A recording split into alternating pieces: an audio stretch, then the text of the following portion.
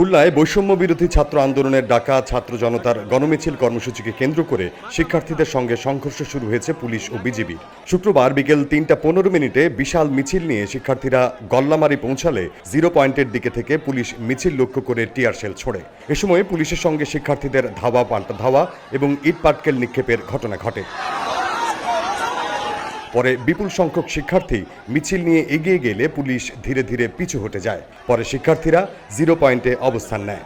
সেখানে শিক্ষার্থীদের সরিয়ে দেওয়া নিয়ে বিকেল 4টার কিছু আগে দ্বিতীয় দফার সংঘর্ষ শুরু হয়। বর্তমানে 0 পয়েন্ট মোড়ে অবস্থান নিয়ে আছে শিক্ষার্থীরা। অন্যদিকে রূপসা সেতু বাইপাসের দুই পাশে রয়েছে পুলিশ শিক্ষার্থীদের লক্ষ্য করে একের পর এক টিয়ার শেল ও রাবার বুলেট ছুঁড়ছে বলে অভিযোগ শিক্ষার্থীদের। রূপালী বাংলাদেশ ডেস্ক রিপোর্ট।